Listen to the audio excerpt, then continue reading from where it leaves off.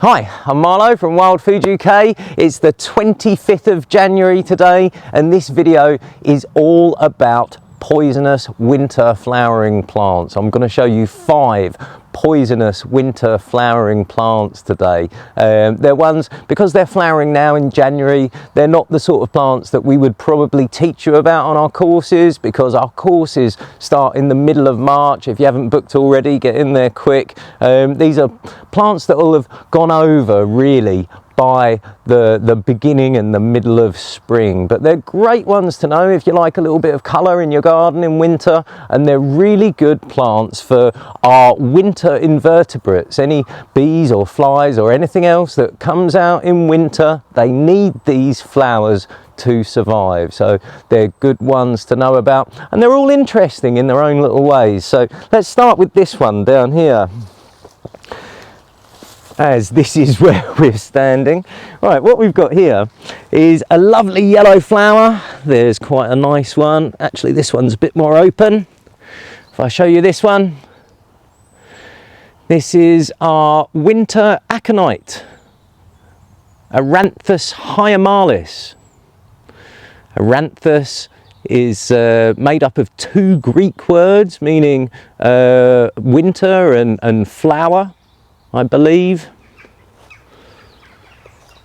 And this is a plant that is very similar to, or the flower anyway, you could be forgiven for thinking it looks a lot like a buttercup. That's because it is in the wider buttercup family, the Ranunculaceae. It's in its own little genus, the hyemalis though.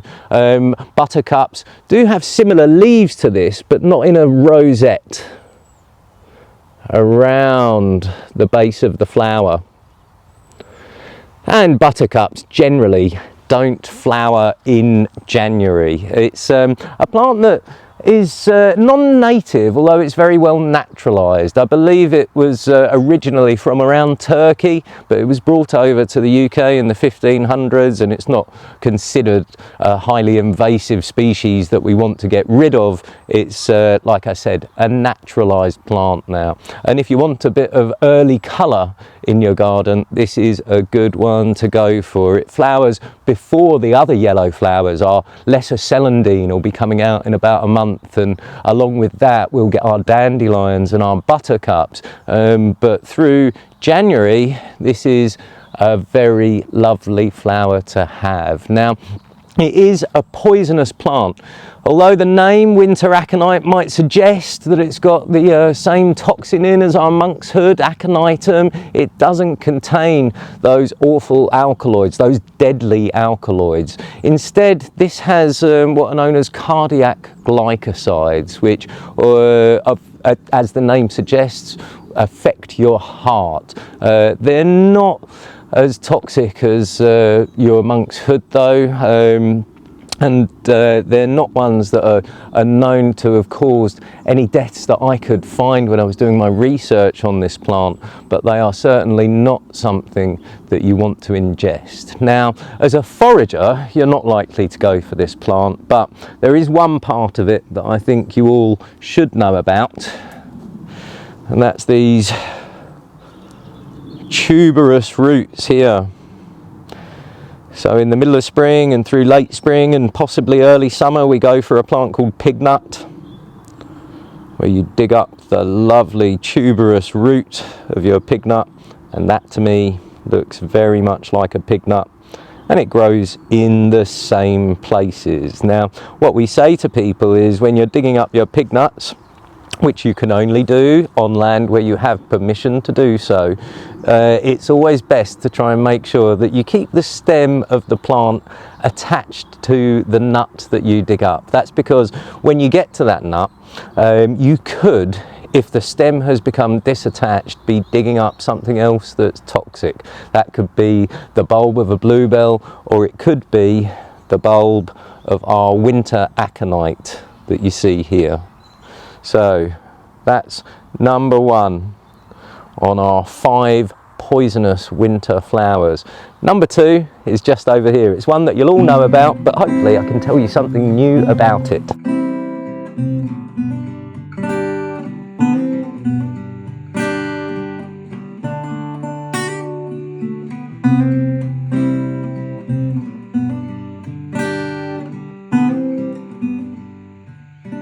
this is our beautiful snowdrop.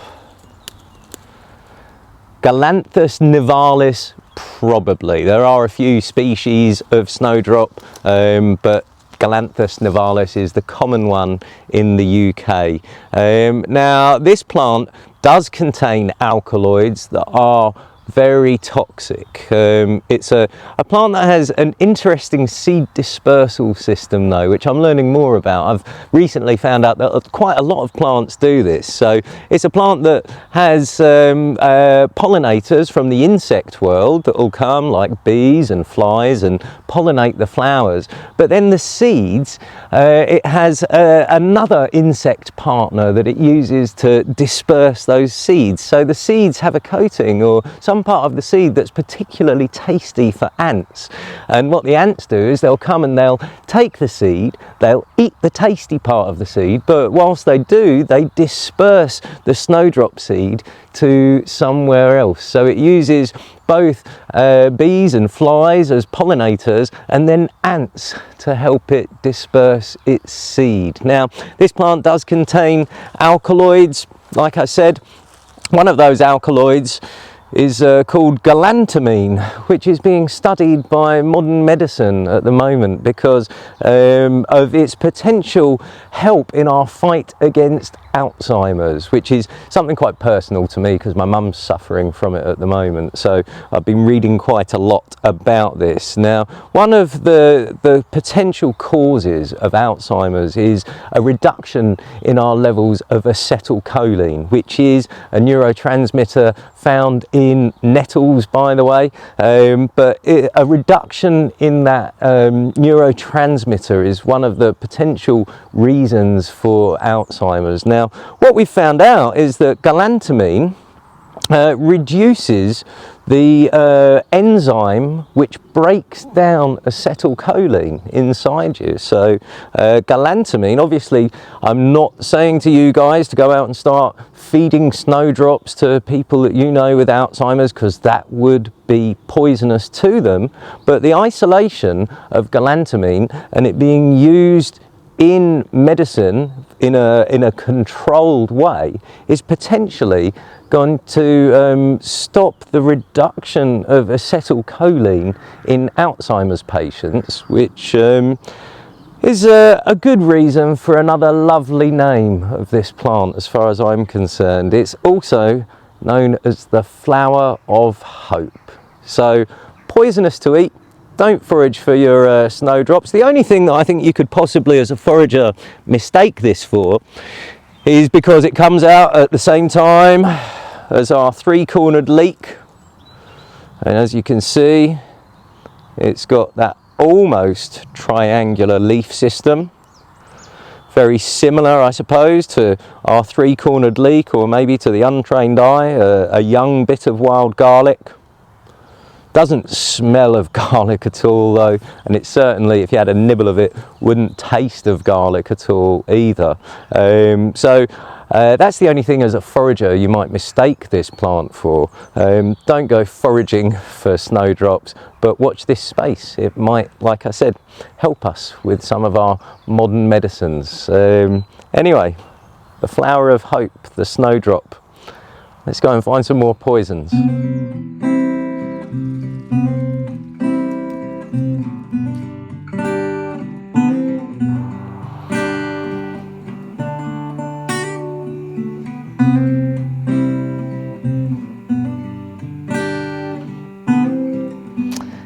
And here, all along this verge, is our third January flowering poisonous plant. This is winter Heliotrope, which is a non-native species. Again, it's native to around the Mediterranean, Sicily and North Africa, and it's a species that contains what are called pyrrolizidine alkaloids in all parts of the plant. Now, those alkaloids stop your liver metabolizing copper, or stop you metabolizing copper, so you get a copper buildup in your liver, which is not good for you at all. So don't eat any of this plant. The only thing I think you could possibly mistake it for is that these leaves look a little bit similar to our first leaves of hedge garlic. If you're ever unsure though, with your hedge garlic, crush up the leaf, and your hedge garlic leaves, when crushed, will smell a bit like garlic. This does not smell like garlic at all. In fact, I'm getting an amazing aroma from these flowers all along here. This is a plant that smells of vanilla, possibly with little hints of marzipan. It really is easily the most aromatic plant in this video. It smells lovely, and because of that, it has been used in soaps and perfumes, and in its native countries around the Med, Sicily and North Africa, it has also been used medicinally, but I wouldn't recommend that at all because of those alkaloids in there. Those alkaloids are present in things like comfrey, which I do eat occasionally. They are largely destroyed by cooking, so that makes comfrey reasonably safe, but I think there's higher quantities of those alkaloids present in our Petacites pyrenicus is how I think you pronounce the scientific name. It's in the same family as butterbur, and you can see the leaf has a bit of a similarity to butterbur, although butterbur leaves are a lot bigger, and it is a lovely smelling plant, but it's also quite highly invasive. So if you are going to plant this plant in your garden, make sure it's put somewhere where you can keep it under control, because it spreads underground through rhizomes, and it's incredibly frost hardy. These flowers can survive underneath snow, and it doesn't mind a flood either. It'll happily sit with its feet in water for a fair old while and then come back strong afterwards. Anyway, lovely smelling plant, but not one that you guys should ever eat.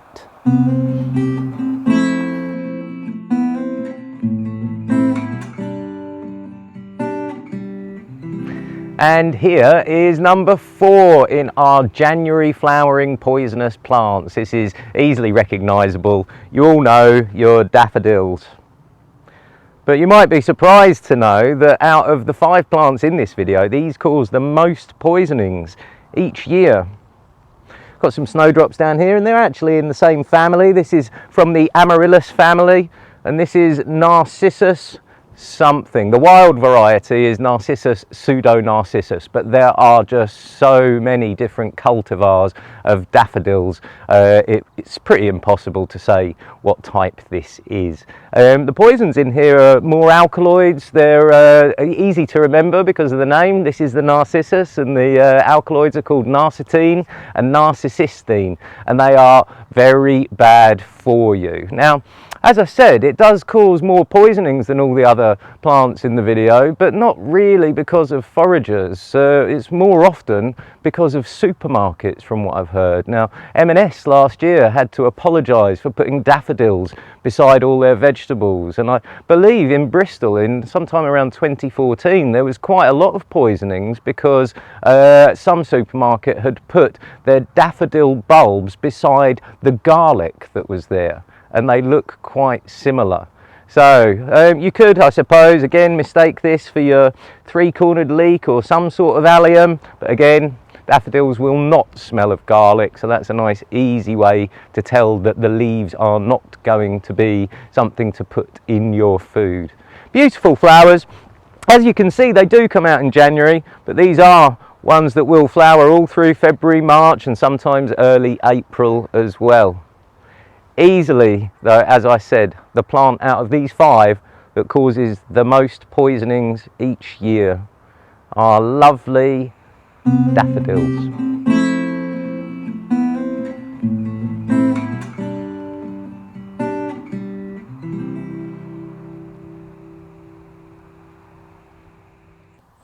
And here is our 5th poisonous January flowering plant. This is our native species of Hellebore. It's our only native species of Hellebore, and you can see it's got these green flowers. There are plenty of ornamental non-native species of Hellebore that will flower at this time of year as well, in pinks and whites and other colours, slightly more pretty than this, but this is our native species. Those are the flowers, and these are the leaves. You can see this kind of frondose, almost palm-like pattern to the needle-like leaves, which are a dark green, much darker than the foliage around the flowers and the flowers themselves. And because of that, from a distance, this plant always reminds me of another poisonous genus of plants, the euphorbias. Now, the euphorbias have these kind of light green flowers and darker needle-like foliage, but the euphorbias have a kind of cruciform pattern to the leaves. They oppose each other going up the stem. So that's how to tell the difference between these and the euphorbias. And again, like the other plants that I've mentioned, it's a great plant for our winter invertebrates, our bees that come out early and other different insects. And as if to prove a point, just down there we have a little bumblebee out in January having a nice meal from our stinking Hellebore.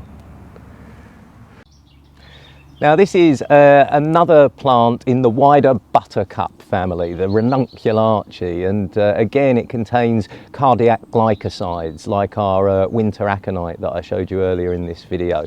There are other toxins in this plant though, so it is certainly not one that you want to eat, but it's a plant that I think is possibly involved in the first ever recorded case of chemical warfare in Europe, where the city of Kira was laid siege to by the Amphictyonic League. The Amphictyonic League were followers of the god Apollo and the oracle at Delphi, and the city of Kira was on the coast near to Mount Parnassus, where the oracle's temple of Apollo was. Now what the people of Kira were doing was taxing pilgrims who were on their way to get their prophecies from the oracle, which the Amphictyonic League didn't like. So they laid siege to Kira, which was quite well defended. So what they did was they poisoned the water supply into the city using Hellebore plants, which obviously made all the people in that city quite ill and made them much easier to conquer. Now a little interesting side note for me is that the oracle at Delphi, who was a series of ladies who would make predictions for over 1,000 years, I think, used to go down into the lower parts of the temple of Apollo there, or the catacombs, and that was where she would make her prophecies to kings and Roman emperors and anyone else who I suppose had enough money to pay for one. Now modern science now knows that that temple sits upon a fault line which emits ethylene gases which are intoxicating. So what would happen is the oracle would go down into the lower parts of the temple with whatever king was there, and she would clearly, from accounts, become intoxicated, go into a bit of a stupor and start gibbering nonsense basically. Now that nonsense led kings and emperors to go to war, and probably tens of thousands of people died because of prophecies made by that oracle at Delphi, which modern science now knows was probably all down to a lot of nonsense. What's interesting to me though is that in 2024, unfortunately, humans are still going to war over myths and legends. Not good. Anyway, I hope you've enjoyed this video, and I'll try and do another one soon.